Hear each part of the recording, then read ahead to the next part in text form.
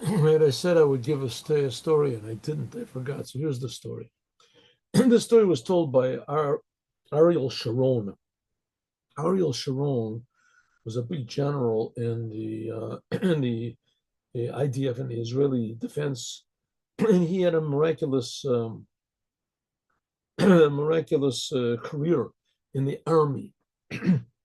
The Rebbe told him not to go into politics, which he didn't listen to the Rebbe and went into politics. It was a disaster. That was the whole thing of pulling out of Gaza. But before that, he was a very successful general. And in fact, he made a move in the Yom Kippur War that the Israelis were surrounded. And he broke through. He broke through. In fact, he went against all of the orders and everything.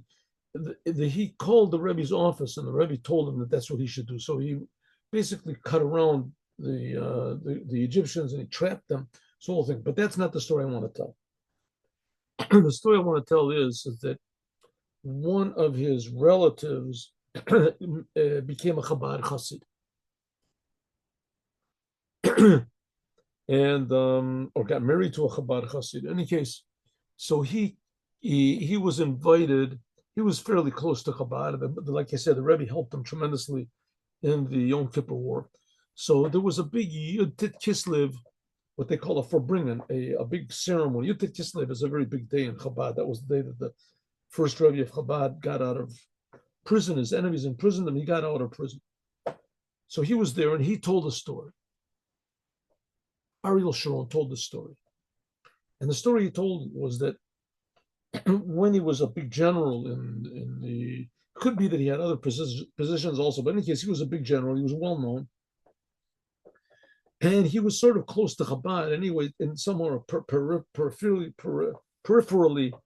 close to Chabad. He got into as part of his obligations. He was in New York, so he was told to go into the Lubavitcher Rebbe. So he went into the Lubavitcher Rebbe. He told the story. He became very close to Chabad, and he told the story. This is like right in the beginning. We was just getting to know the Rebbe. So Ariel Sharon went into the Rebbe, and the Rebbe asked him questions, and the Rebbe started talking to him about the situation in Israel, and especially the strategic situation with our enemies and the army. And then he started saying that the Rebbe knew things that were top secret. He said he has no idea how the Rebbe knew these things. And the Rebbe started to talk to him about strategies that he should have taken and moves that were big mistakes that shouldn't have been done with tremendous accuracy. He was very, very impressed. But then the Rebbe asked him, when are you planning to go back? So he said that he has a flight tomorrow. The next day is a flight. So the Rebbe said, I think you should go back earlier. You can arrange to take a flight now. The Rebbe said, what do you want to do? You want to buy gifts for your grandchildren? You can buy gifts later. Take an earlier flight.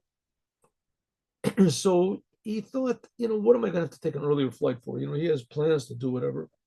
But then when the Rebbe continued talking about the situation in Israel and all these strategic the defense moves and etc., so he became very impressed.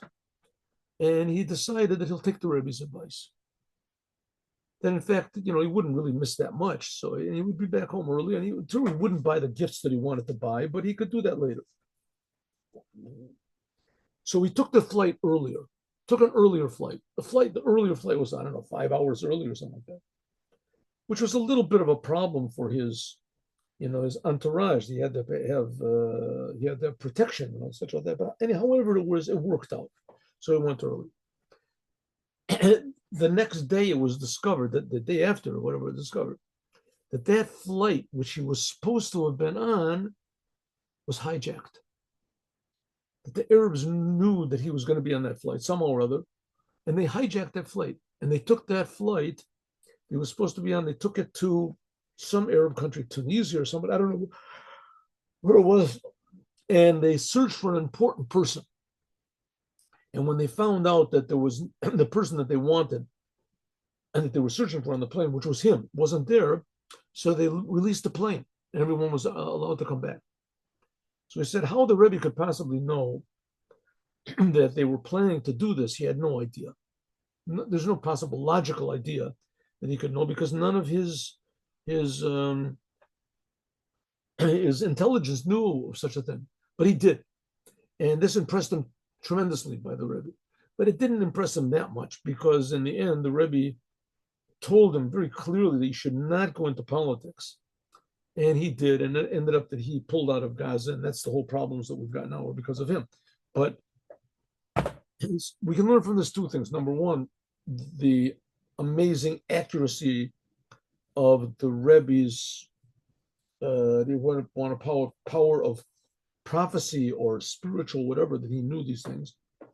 And also that the incredible stiff-neckedness of the Jewish people. Here, Ariel Sharon knew that the Rebbe had this amazing intuition, and he really worried about the Jewish people, and nevertheless he completely ignored his advice, and he went into politics. And the disaster that followed is we see now. The whole disaster is now as a result of his folly and not listening to what the Rebbe said.